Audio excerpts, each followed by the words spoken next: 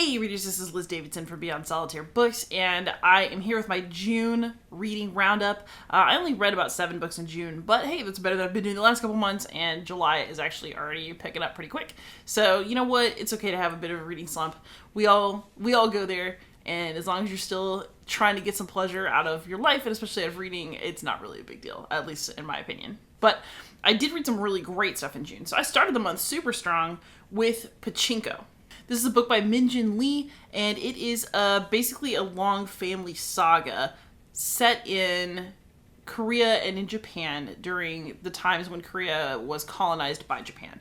So you have all these different intertwining cultural issues of family and attachment and love and shame and all these other themes all twisting together. And I could try to describe the story to you, but I honestly went in blind, and I'm glad I did, because I think I waited too long to read the book.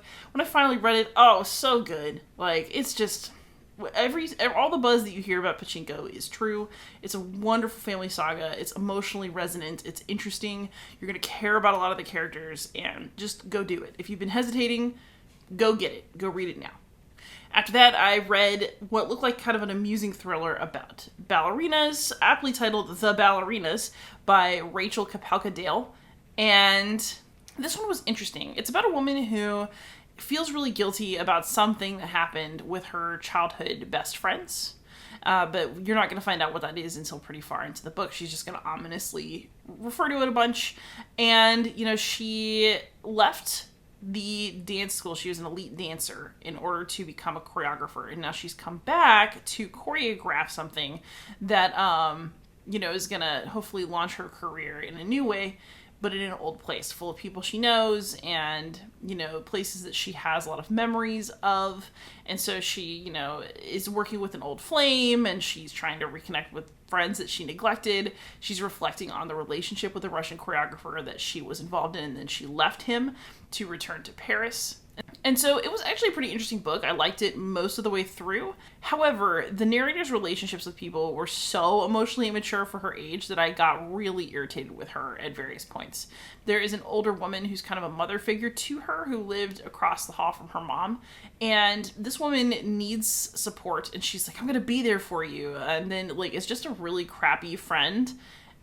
She is still kind of using people for all the emotional things that she needs in her life, as opposed to thinking about who they are as people, what they need. And I get it, okay, it's a growth arc, but honestly, this character is so unlikable sometimes that the book was hard to enjoy, and there were parts where it just stretched credibility of why do people even still talk to this jerk?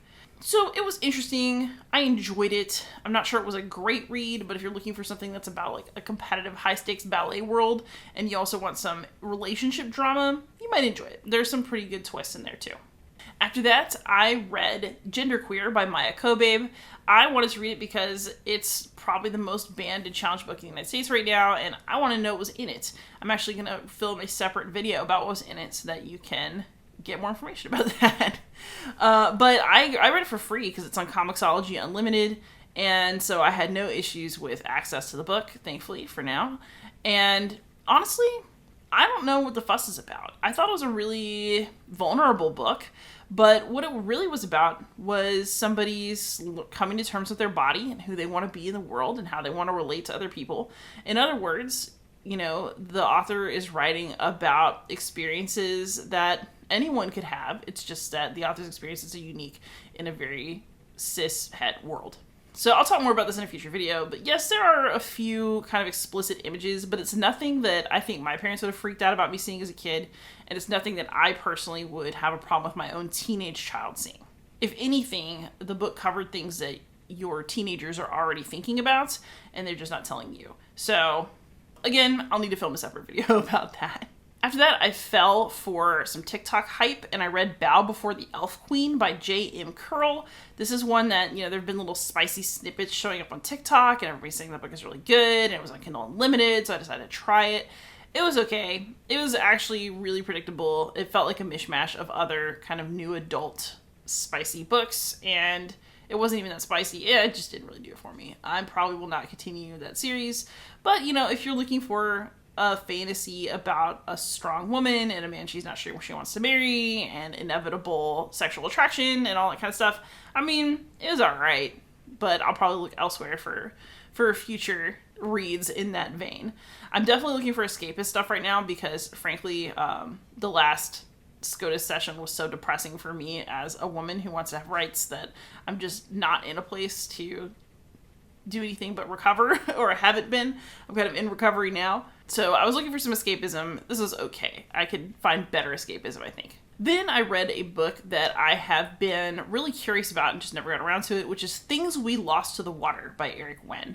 This is the story of a Vietnamese family who leaves during the war. Well, most of them do. The father ends up staying behind in Vietnam. And so our story is mostly spent with the mother and her 2 sons who are trying to find a way in America, and they develop into really different people, and they have conflicts with each other, and they have crises of identity within themselves and in terms of how they relate to each other.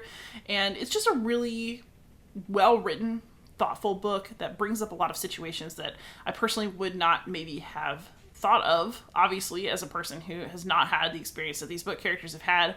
But when I looked at the way they saw America and like what they were seeing, I had a lot of like, oh moments where I was really interested in how they saw a world that we share. So this is beautiful writing. It's a very good novel. I'm really, really glad that I read it.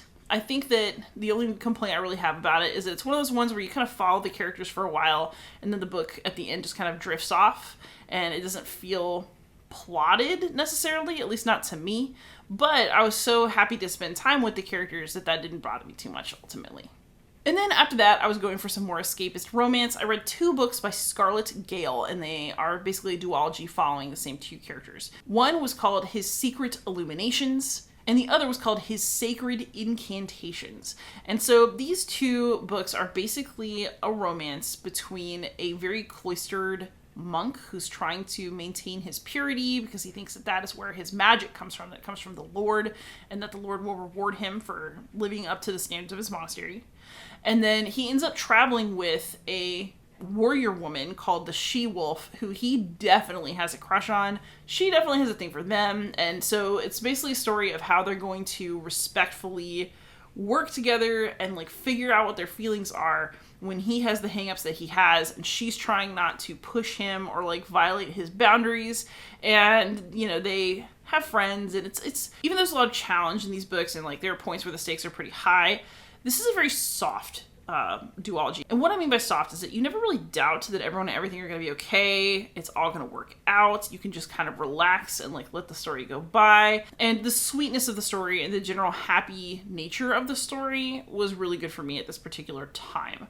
That said, I also think that this duology was pretty flawed in a lot of ways. I'm pretty sure it could have just been one book, for starters. But, I think it kind of dragged a little bit. There were a lot of scenes that established things about the characters, but then the same thing kind of gets established in future scenes later. Like, we're spending a little too much time on certain topics. And I also felt that the relationship at the heart of the book, I questioned it.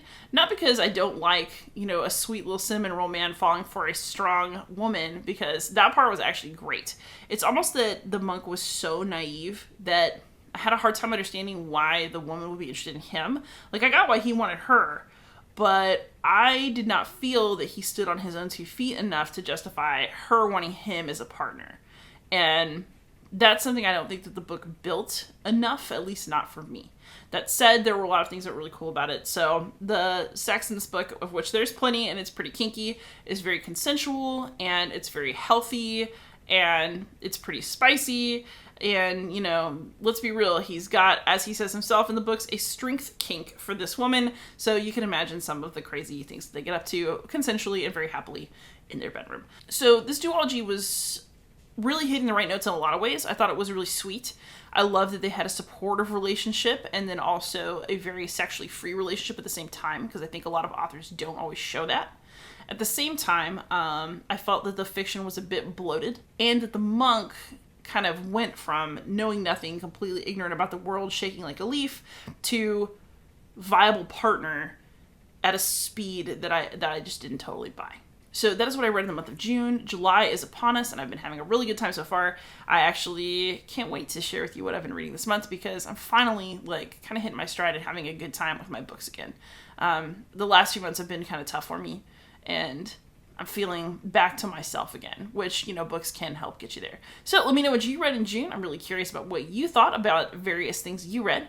Thank you so much for watching. Please like, subscribe, comment, and most of all, happy reading.